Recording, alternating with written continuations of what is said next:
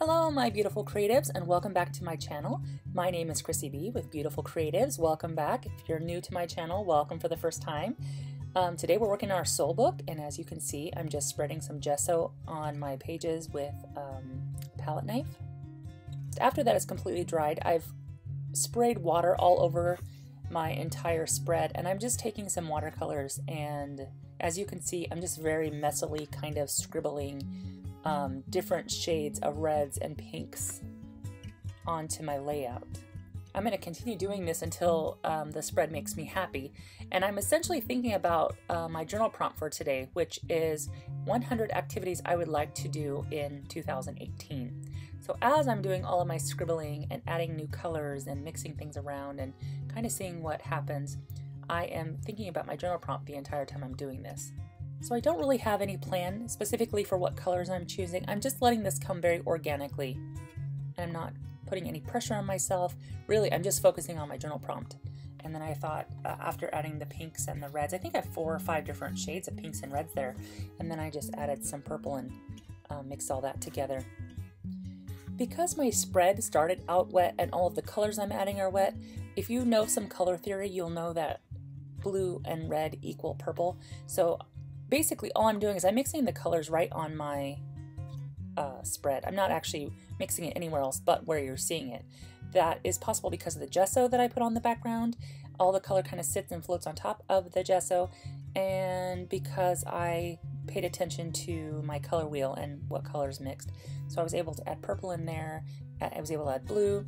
I did let that dry in its entirety, and when I came back to it, watercolor has a tendency to dry much lighter than what it originally looked like.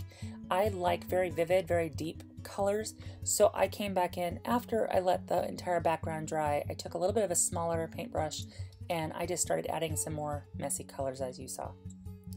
I'm also wanting to add a little bit of acrylic paint, so I took some of the Dina Wakley heavy body paint, which is I think that's fuchsia. And of course, I'm a circle girl. I do lots of circles. I also have some golden titanium white that I'm using, some heavy body acrylic white. And I'm just going to play with it a little bit. I wanted to, this is really me still in my head thinking about what my answers for my journal prompt will be. Also knowing that this background is really going to be covered up with paper and writing. Because of that, I felt really comfortable in keeping everything very loose and very scribbly and not worrying about perfection. I pulled out a stencil, used some of my titanium white with a 1-inch brush, and did some stenciling through that stencil. As you can see, added some plus signs all over the place.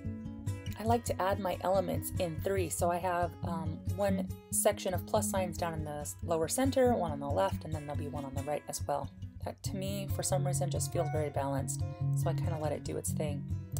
The last thing I'm going to do on the background here is I just brought out a stamp with some permanent ink, and it's a black permanent ink, and all it is a bunch of random circles. I guess I could have actually drawn them with a pen, but I was a little bit lazy and thought this would be a better way to do this. Again, still in my head, not really paying attention too much to the background as much as I'm paying attention to my journal prompt. What do I want to, what are the 100 things I want to do this year? 100 is a lot to come up with, but it was a fun list to make, you'll see here. So my background is done, and I'm ready to start working on actually documenting my 100 activities I'd love to do in 2018. So I pull out a title, and I just typed up 1 to 100 on a list. I thought the easiest way to do this was to break it into 4 columns, and so I'm laying this out here now. I really wasn't sure exactly how I was going to do it, but when I had just the strips of white paper down the background, because there's so much going on in the background, I felt like something needed to anchor my numbers so that they didn't look like they were floating out in the middle of space. So I just took some washi tape, some with, I believe that's Jane Davenport washi tape in her blue and green. I thought that really went really well with the background.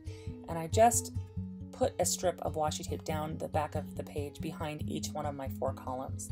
So that way I had a nice way to anchor those columns of numbers together. As for adhering my strips of numbers onto the washi tape, I just used a glue stick to do that. And that was really easy to do because this was just basically printed on regular printer paper. There was nothing really special about this paper at all.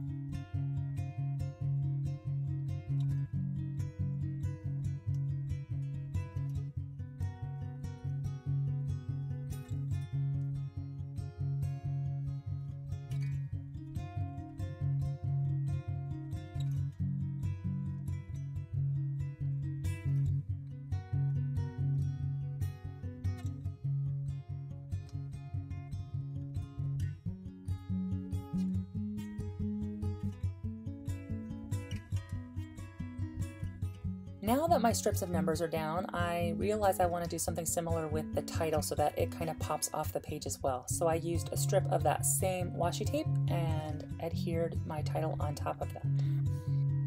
So now that my layout is done, I'm ready to start filling out my answers for my journal prompt. And I really kept this kind of simple. It took me a lot longer than I thought it was going to fill out all 100 of them, but my answers range from anything from I'd like to spend a day reading a good book, to I'd like to volunteer sometime this year, I'd like to go camping, etc., etc. Know that if you create the same kind of list, there is no such thing as a wrong answer. You can put whatever you want on this list. So there you have it, it's all done. I hope you enjoyed this video. If you did, please don't forget to thumbs up and subscribe if you haven't done so already. Click the little bell so you don't miss anything, and I really appreciate you taking the time to watch. I will see you soon. Bye for now.